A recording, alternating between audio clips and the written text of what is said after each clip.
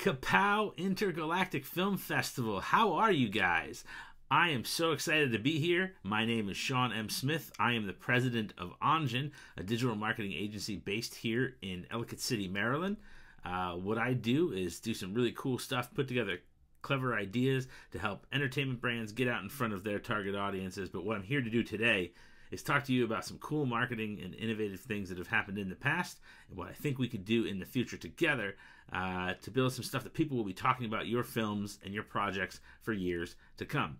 So without further ado, let's get started. Move this right here. Boopity boop. Today's session is called Let's Talk Marketing. It's named after my weekly show that I do every Tuesday on Facebook Live and YouTube. Same name, Let's Talk Marketing.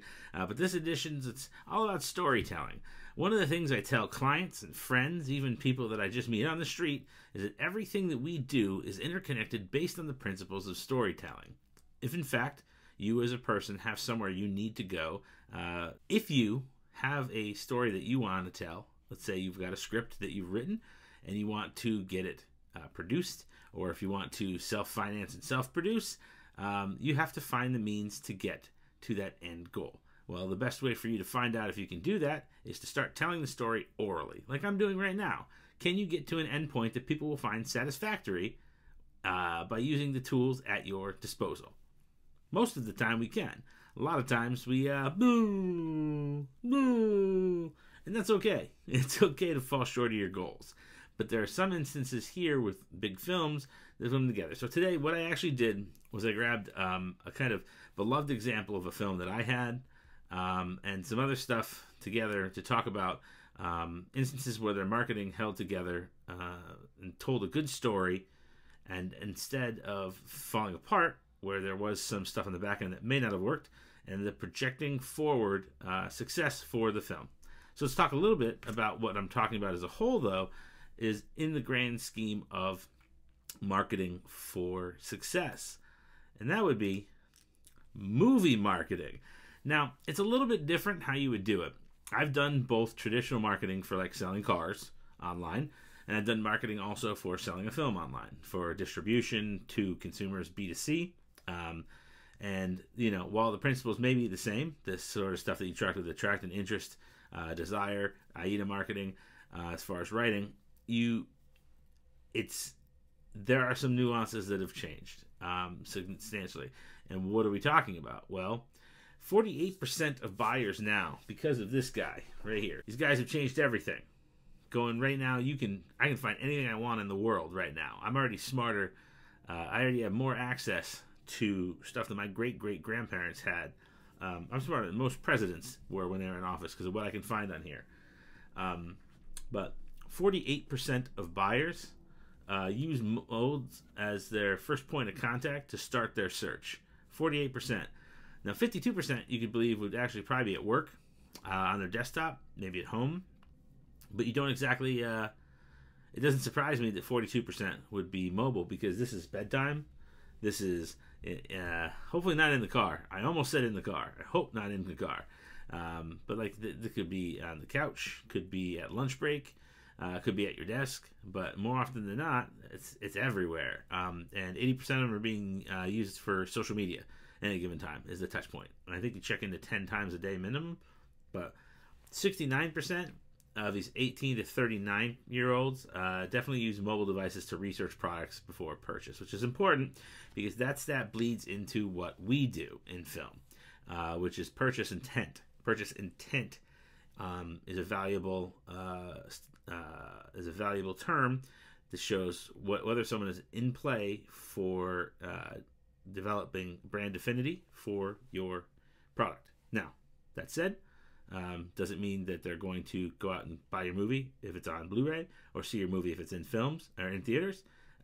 Maybe, but you're not going to know because we don't know that unless we pixel them. Got to pixel them. Here's what we have to pay attention to, and here's why it's important that we do.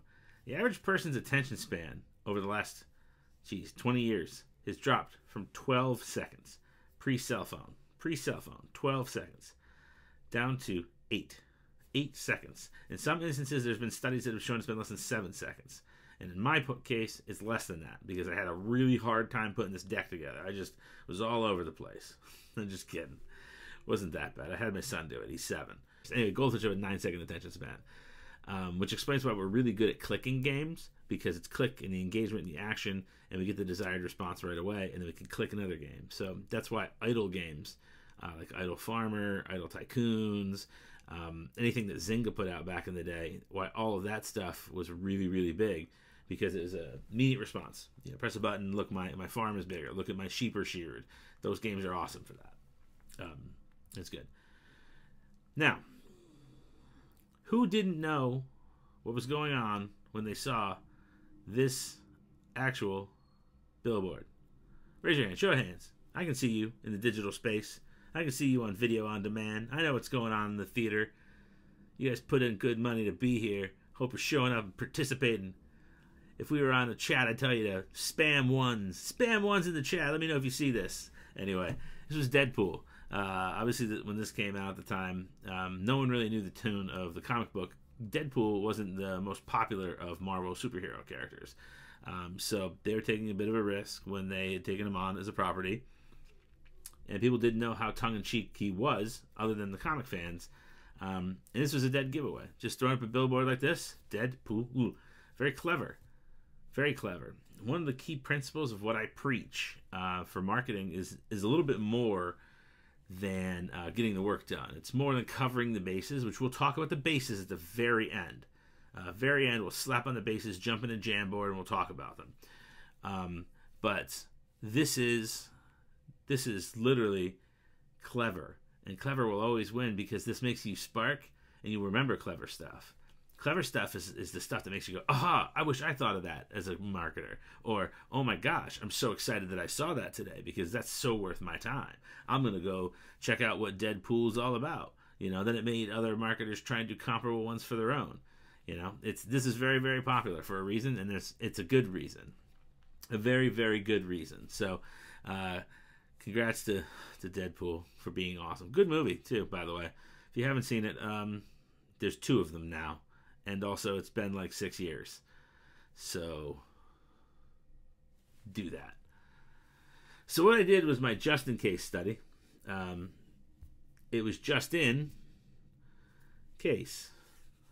I liked the quotes at the time. I'm not sold on it anymore. Let's go ahead. Now, moving forward, we're going to have ourselves a little battle between these 2 things that came apart. We got the 1989 Batman, which was one of the most successful marketing campaigns of all time, against the Batman, with a little surprise contender popping up in the middle, as it were. But let's get ahead to the original. As for many of us, I'm a Gen Xer. As a Gen Xer, the 1989 Batman is the seminal achievement for marketing as a film, with more tie-ins in 1989 for a film as far as the way things were marketed across toys and restaurants and billboards and iconic stuff like the Bat logo. This is the actual official movie poster that came out closer to the release date, but we'll spam it out there in a second. But they actually did the one of the most iconic things that was done for this campaign was just the Bat Signal logo. Just the Bat logo, and then it had the release date down on the bottom that was put to theaters. It was one of the most popularly stolen posters of all time. Yes, the next was Lassie, as it turns out. I got that fact from this guy that lives in the corner, and he told me that, and I believed him for 2 seconds, and then I realized that's not true. I'm kidding. So anyway, checking to see if you're still with me here, people. Anyway. This Batman, wait, I'm going to move myself again. Let me move myself. This Batman here, pretty iconic. What they did was they took the 1960s cloth Batman logo and they made it metallic looking, embossed it on top of some stuff, and it gave it some life and vibrancy to it, and it gave a new energy, and it looked like maybe he's finally going to be what we have in the comics, right? Less kapow, less boom pow, kapow. I wonder if that was accidental on my part. But this is where we're at. So I gotta go back over and we'll move it along. And this movie almost didn't happen because of fighting the shark, which is not jumping the shark. It's close. jumping the shark, but it's fighting a shark. So we'll allow it. We'll allow it, as it were. But in the late 70s, I'm going to take this directly from Wikipedia because I didn't want to rewrite the quote, but I'm going to read this. Late 70s, Batman's popularity was waning. CBS was interested in producing a Batman in outer space film. They'd gotten to the point where they're like, let's take him to space. And two producers purchased the rights from DC the year after I was born, almost 1 year to the day. And they wanted the dark tone that Kane and Finger had when they made him. I mean, Bob Kane gets most of the credit for creating Batman. But they wanted him creature night stalking the shadows, which is why a lot of the darker tones to the film do pop up. But this is what we got, man. Tons of tie-ins. Anywhere you could merchandise, things were going for they could have gone for top dollar if Batman had been at his peak at the beginning for the original Batman movie. But what they did instead was they capitalized on all of what's going on here. All of this. All this is gorgeous. There's the video game from Data East, the trading cards, which I had tens of thousands of packs of, the cereal, which came out from Ralston, which, by the way, I don't know if they're around anymore. I don't even know what Ralston was. Someone Google them. If you have a Google machine in your hand, if you have a Google machine and you've got 48% of the time to search, please do. They had figures, toys, video games, food. Goodness, it was everything. Pajamas, shampoo. I said food already. We'll just stop at that. But it was merchandised up the wazoo to the point where you could not avoid it. And that was just the kids. This was to get the kids energized about going to the theater because they're leveraging the idea that the children would be, as another generation removed from, like, me, I would want to see it because I had read Batman comics.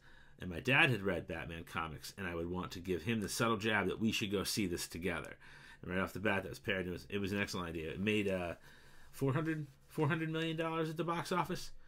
I think at that point, it was a really great. It was an opening weekend record at that point, 40-something million, which is legendary because Michael Keaton was not originally seen as a great choice.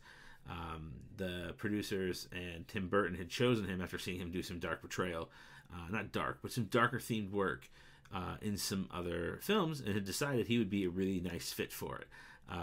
The studio had wanted other folks, but it turned out Jack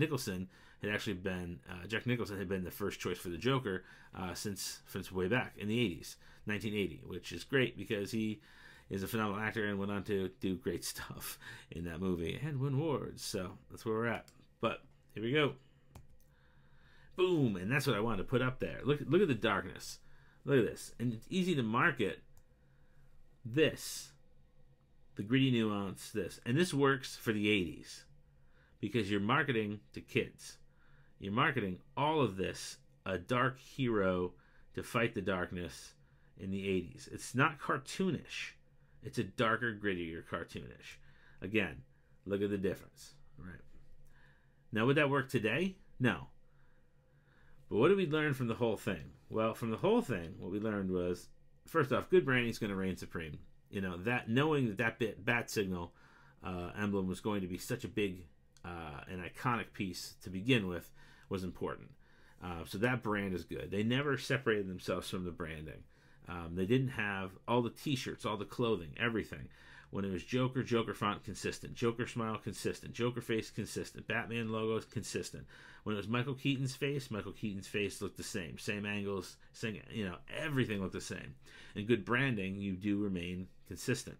Because if you have 6 to 8 touch points until someone has a bit of recognition, like my mom may not have known Batman before I was like, hey mom, dad, and I want to go see Batman. That may have been the first time she ever heard of him. But you know what? She saw him and heard about him enough that she knew that I like Batman. So she got me a Batman shirt. Batman just won. Batman got some money for somebody. So seems like a smart play on Batman's part. A picture's worth 1,000 words. You can see that obviously looking back at all of that great artwork, all of these wonderful posters, you're telling a story. You're saying something very simple. Batman is powerful. The most pushed image right now on the screen is just his image of his logo. That's all it is. It's just his solo logo. And people are going to say, that's Batman right there. That's power. He takes up 50% plus of the screen with just his icon, Batman. And then the tiny font Batman, which is still not even tiny. That font is like a 64 font. It's just that the logo is enormous. And of course you see Nicholson and Keaton as well too. But again, Batman's bigger. Batman's bigger than the two biggest actors in the whole thing, which normally Nicholson could command so much more real estate on that poster, and Keaton so much more, but they're not bigger than Batman, even still. So you can always combat public perception of your product. It's never too late to go and try and turn things around if someone has a negative perception. If everyone thought Batman was only the 60s, was only Adam West and Pow and leotards and punchy and choppy socky, there's always something you can do differently. And this was real simple, and they did it. They made sure that they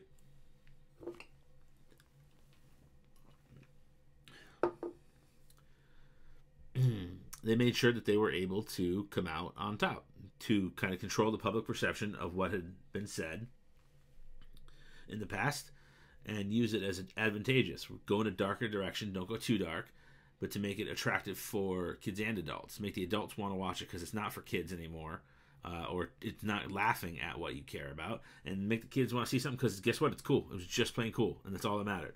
And also, you must be confident in your product, or you will be torn up. Everyone in sales, marketing, anything will tell you if you do not believe in your product, you will not win.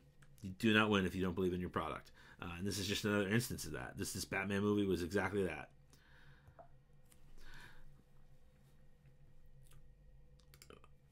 We'll just go back up to me. So for 1 second here, we're just going to take a quick rest on the PowerPoint. So I want to know, a little bit more about you guys, but what's most important to me is to know that makes sense, that resonates. Why did that Batman win? Why did that Batman work? Because we've got another one to tackle. Because we're talking about people who changed the game in marketing. Who changed this game? Who changed what? Who made things better? Well, as far as marketing goes, all right, so who changed the game in digital marketing? Well, we do know that the biggest one as far as putting together a demand for something that we didn't know we needed by blurring a line is the Blair Witch Project. This is kind of their page, the legacy page that was put together. After these canisters of film were found, after these kids went into the woods in Burkittsville, Maryland, which is not far from where I live right now. And this is what we had. They made a filmmaker's page, you can see. They also made other pages showing out, look, the high 8 tapes, if you can see that as well. They got photos. There were also some stills, from the film that was taken, that was made, but it blurred a line. They said they were University of Maryland students. And it was some awesome stuff. Here's even the missing poster when they put up the 3 kids. These are plastered some small college towns, so that the college kids kind of built the buzz. It was smart. I mean, the film was made for $22,000. It was found footage. They remained in character. They'd only get small little boxes to let them know, like, hey, you guys know the routine. But the thing is what was really smart about it is they also treated the media that they made digitally in a way that kept it even more secretive. So, this stuff here, oh, he has a Geneseo hat. I never noticed Michael had a Geneseo hat. SUNY Geneseo. Wow, that's crazy. Okay, I'm back. Anyway, they made sure that they built such a level of realism to it that it was inescapable what was going on. It was inescapable what you were seeing. But here's one of the most interactive movie campaigns ever hatched by Hollywood, says the Los Angeles Times. And here's the thing. If you disagree, that's okay. But I'm going to say this. So much inspiration was drawn from this campaign by 42 Media, I believe, or 42 Republic, something like that. This was awesome. This was a 2-year digital campaign for The Dark Knight that literally helped them usher in a world of ARG. What's ARG? It's an alternate reality game. It's like storytelling. It uses interactive media like social media accounts and videos to tell a story. Okay, simple definition off Google. One of the big ones they had was Why So Serious with the whysoserious.coms. All of that material, as it were, was used extensively as a whole. So let's look a little bit further forward. There are over 10 million participants in this game. 75 countries. It's played on hundreds of web pages, interactive pages, or interactive games, phones, print, email, video, and unique collectibles. This thing was enormous. It was enormous. It started with, I believe, in Harvey Dent. Harvey Dent character,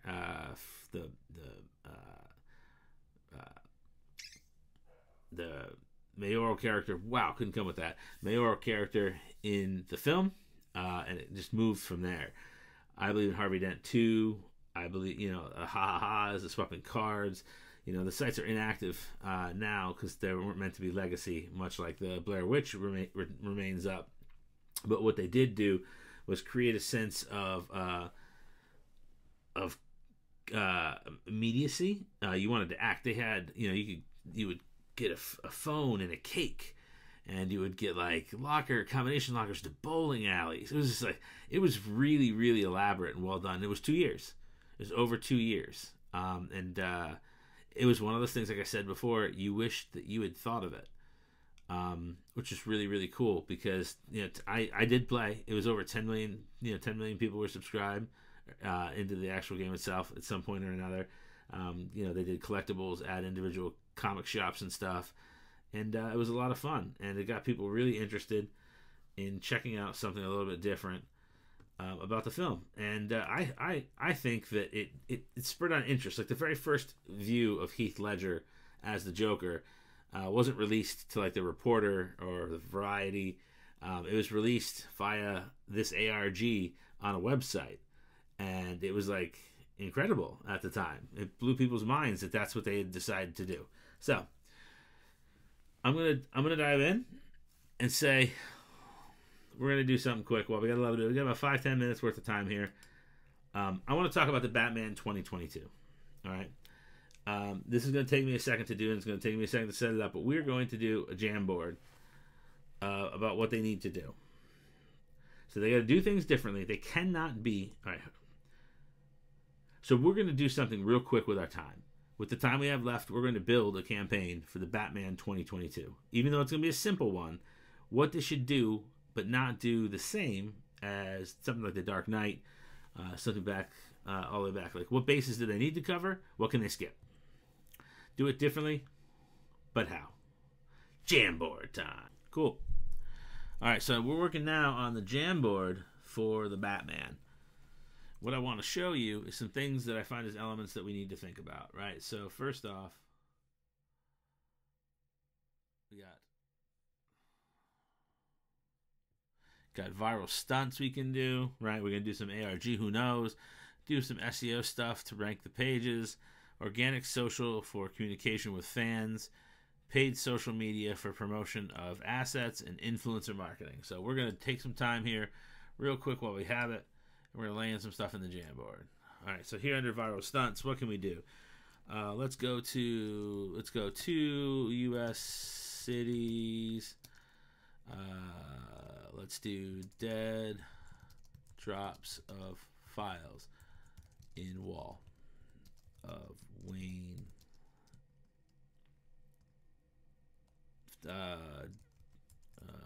Dwayne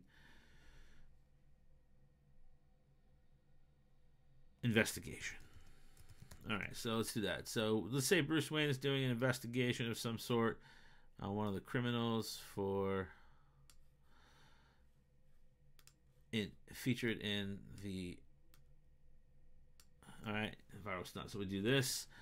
We don't want to seem too much like The Dark Knight, so we want to do something cool but not too different. And then over here, what else do we want to do with viral stunts? And then we'll also do, because of Selena Kyle, we'll also do open up a fake jewelry store and cat store near Comic-Con and give away USB keys. I don't know, So that's what we're doing. We're just Jamboarding here, right?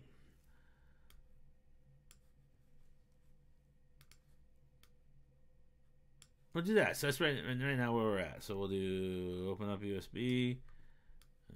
This. Okay. Let's take him.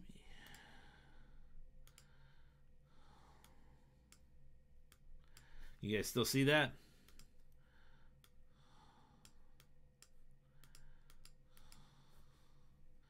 Cool. And we'll just...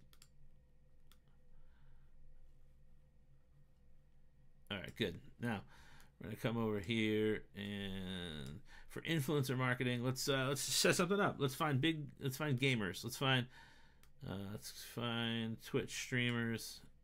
So that's what we're going to do. Right, work with Twitch streamers. Who else we want? Lifestyle, cosplayers, film sites, and we'll do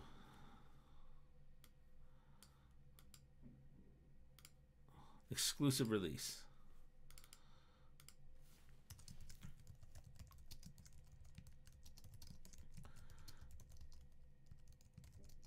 And we'll just do like we'll do some swag box stuff.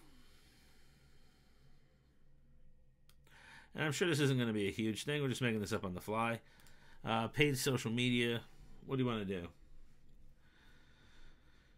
We go a lot bigger than this. We could go a lot further. But paid social media, we'll just do. We'll do some. Move this up a little bit so I have more room. Promotion of top influencer campaign. Promotion of art assets for not art assets for download. And that's kind of where we can take it. So there's 3 big ones.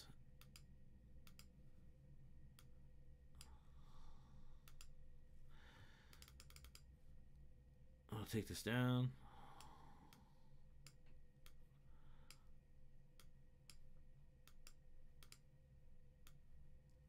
There. So I just built out 3 real quick, real small. I mean, it's just kind of thinking about what to do, and I know it doesn't make a lot of sense, but that's something you could do differently. Obviously, having RPATs involved, you could have him do, he goes over, organic social media. You could do like takeovers and stuff like that over here. On site, site takeover, social takeovers by cast. You could do director video vlogs, just things like that. I think it makes sense.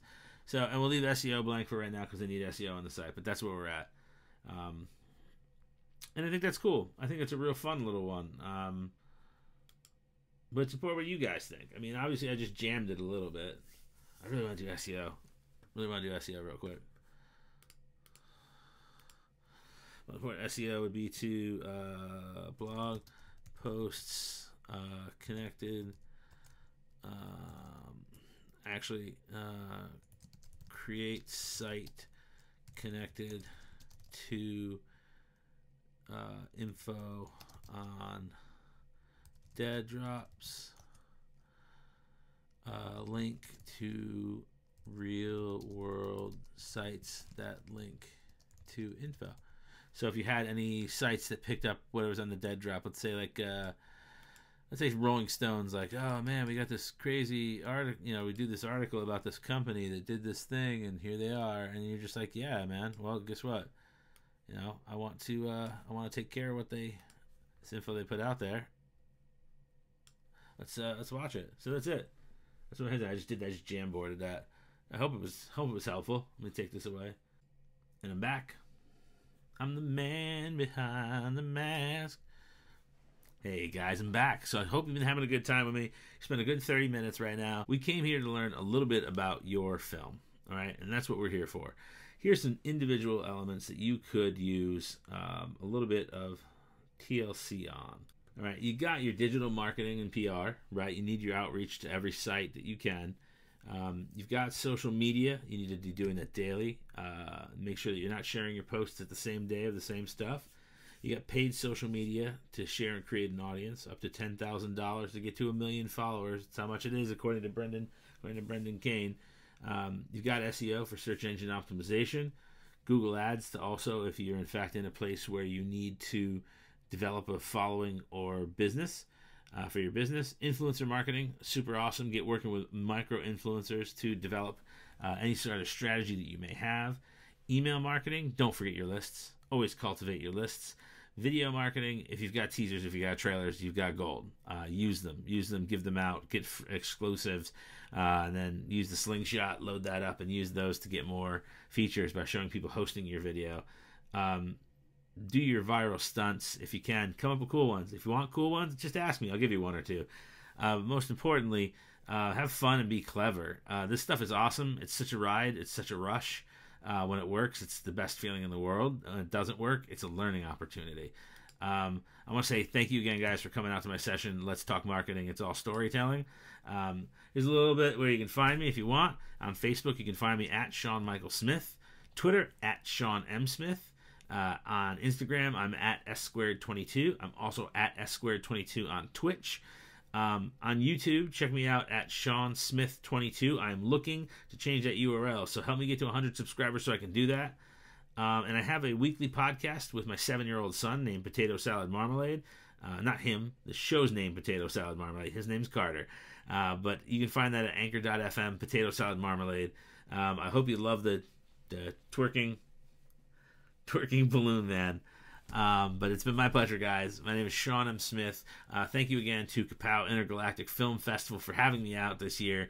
This was a blast to put together. I really enjoyed talking about just a couple of my favorite films. And I look forward to meeting all of you soon. Drop me a line. We'll talk. All right? Thanks so much, guys. Peace out. Be safe. Take care.